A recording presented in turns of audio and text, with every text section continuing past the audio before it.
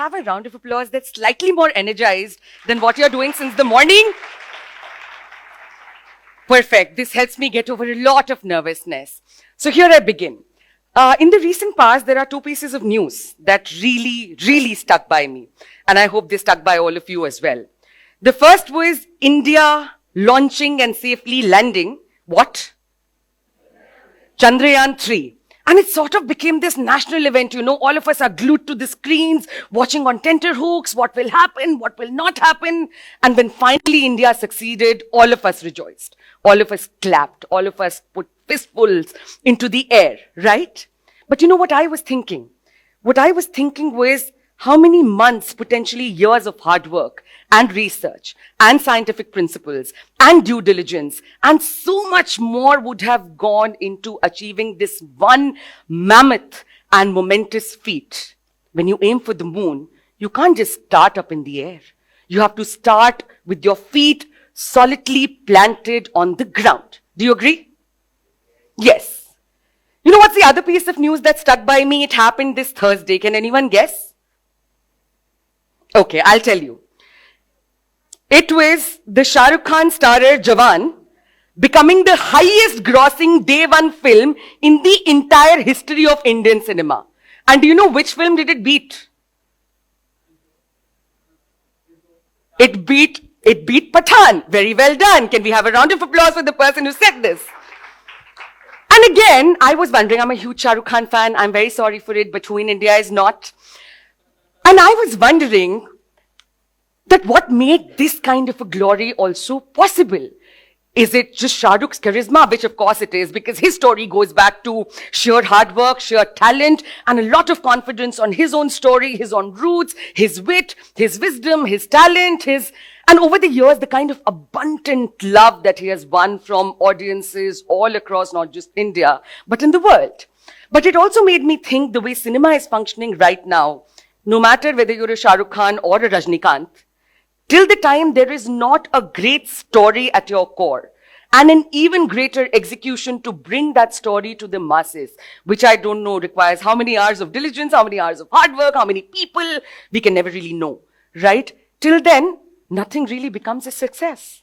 So what am I trying to really say by taking these two pieces of seemingly diametrically opposite beats of news is that whether you're aiming for the moon or if you're gunning for glory, it really matters where your roots are. It really matters what a foundation of solid principles, values, knowledge, wisdom are you standing on. And this is a very well-established fact that the more solid the foundation on which you stand, the higher you can jump. So why am I talking about this banality? I'm talking about this banality because over the past 3 years, I've had a lot of realizations about this entire concept of roots, understanding roots, and going back to roots. And I will begin with a small story, the context to which Amrita ma'am has actually already set. I come from a time when you really had to put 1 rupee in the class piggy bank if you dared to speak in Hindi, even in your off hours. I am not kidding. And I was a brilliant student end to end. I was very good in academics. I could dance, I could sing, I could debate, I could figure out what are the other things. I could do sports at one time as well. Everything, right? But my crowning glory was that I was fantastic at speaking unfalteringly in English. I was fantastic. I was this very nice anglicized version of what a perfectly capable for success person should look like. I wouldn't wear saris like this. I still can't. Someone help me today, but I'm learning. And then happened this one thing, okay, this one thing which changed my life. And this is an incident that I'll share with you. It was in the year 2013-14 that I got to meet my inspiration, who is now my mentor also, in person. And this person's name, like you heard about me, I delve into the field of poetry. I may not be a great poet myself, but I have learned a lot about the history and mythology of poetry in our country. I happened to meet Professor Ashok Chakradhar, जो कि भारत के सबसे बड़े, सबसे जाने माने कवियों में से हैं. In the year 2017, we were doing an event in Bhopal, okay? And sir was on the stage the way I'm on the stage. And I was given the responsibility of introducing who Professor Ashok Chakradhar is to the audience. And he's a Hindi poet. and I don't understand Hindi. Because what had happened with me after many, many years of putting that one coin in the piggy bank was, I started thinking in English. I couldn't think in Hindi. So, sometimes how it happens when we have to communicate something in English, we make the sentence structure in Hindi, and then we translate. I was doing the reverse of that, always. If I had to speak in Hindi, I was thinking in English. Okay? So now we'll go back to the context. Professor Chakradhar is sitting on the stage. He's someone I deeply admire. I'm deeply humbled in front of. He's my teacher.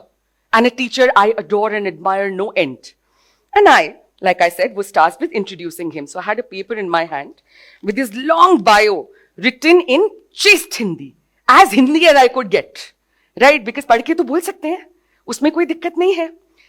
And somewhere, while reading that paper and explaining to everyone what a great persona is going to talk to you now, I realized I'm a very good public speaker. Why do I need a paper? There were 600 to 800 people in the audience, and this is Bhopal. And it's a city which loves its Hindi and it loves its poetry. Okay.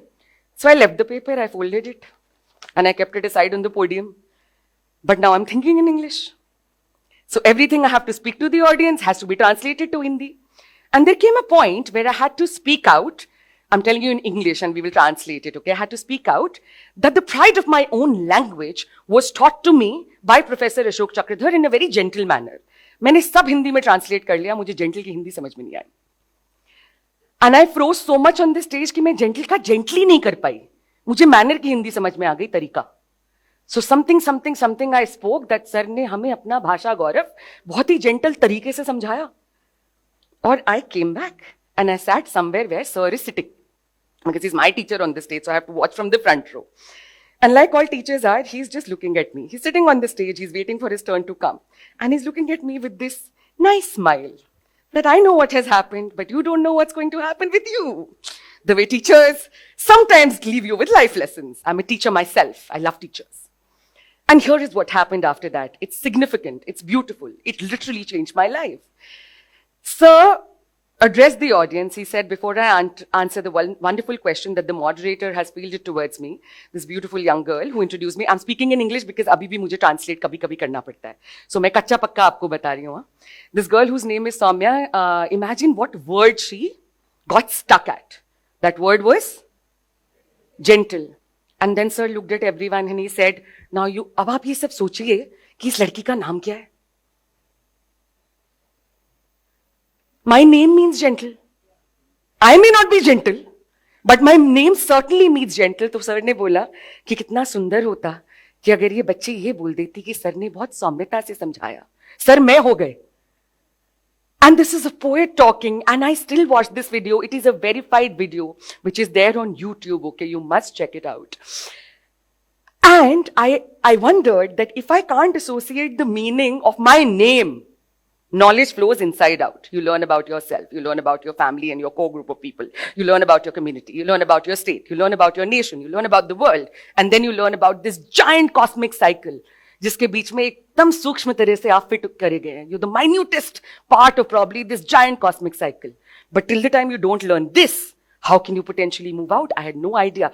I knew the meaning of my name, but I had no instrument, no tool, no enablement to sort of access its meaning and make patterns out of it and really deeply be knowledgeable about my name. I just knew a data point. I just knew a fact. Then that's not true knowledge, right? So thus began my journey of actually reconnecting with myself, and my vehicle became language. And language is an important vehicle, and I will come to it somewhere towards the end of my talk today. So what happened after that is, of course, this inward journey started, and I wanted to get deeper within myself. I wanted to walk back towards myself and figure out, who am I? Where do I come from? Where do I belong? What do I stand for? Where is my future leading me? And one of my first realizations was that even if I had left my roots, they had not abandoned me. There was a sense, the moment I wanted to access them, they were all around me. You know, like this big banyan tree, which has been growing since several centuries, several aeons. It was all around me. I just needed to access it. So I remember doing distinctly 3 things. This is very dramatic. I left my job. You know, in every dramatic story, this is what happens. You leave your well-paying major corporate job. And I left it because, not for any other reason, but I just felt we were functioning with superficiality in terms of dressing up fancily in pants and giving presentations that were not really going anywhere. And my heart was into poetry. You know, my heart was into poetry of my land, songs of my culture, food of my family, and values of systems of myself. Value systems we all make for ourselves.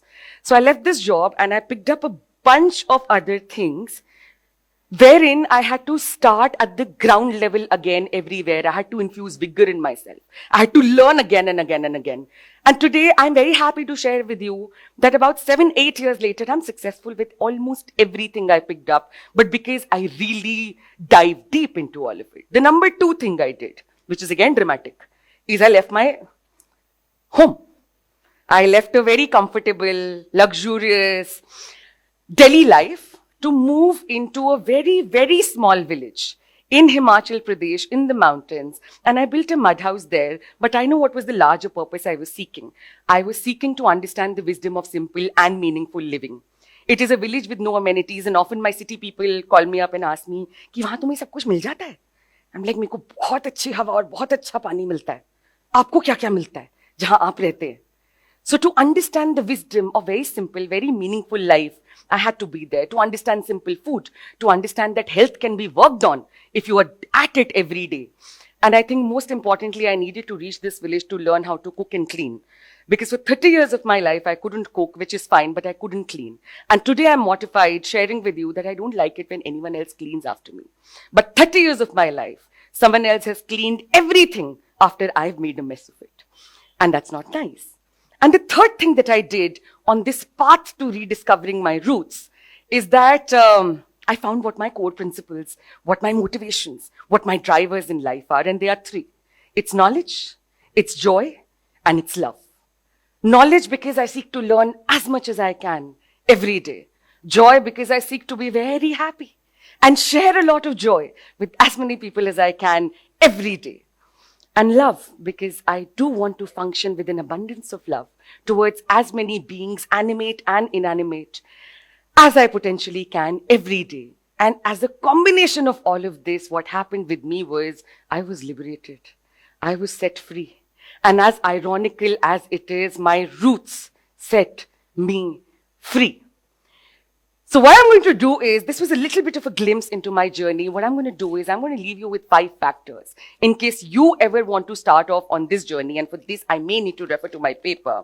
That what are those things that enable a discovery of belonging, of roots, of foundations, of where you come from? Number 1, your roots are embedded in your shared knowledge system, which is based upon your collective history, memory, and your stories. Learn where you come from and learn about the entire world. Be fascinated with everything happening in the world. But where is your reference system? Where are you standing? What's your vantage point? Where are you looking at the world from? Even if you seek to become a truly global citizen, which you all must, and I know how necessary it is, figure out where you stand. Having a solid ground beneath your feet helps in more manners that you can understand. Number 2, your roots are embedded in your shared cultural system, which comes from songs, poems, mythology, which comes from food, which comes from dress up, which comes from attire, and which comes from language.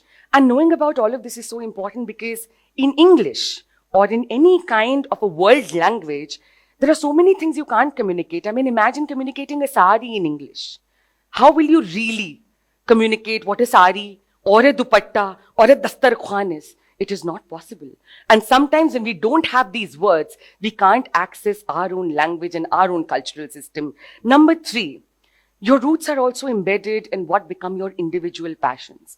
Because that is a field you will pursue the history and the breadth and the depths of, even without anyone motivating you. So whether it's astronomy or it's poetry, if you are truly, deeply curious about something, understand where it comes from, and that will give you a grounding of launching as high as possible.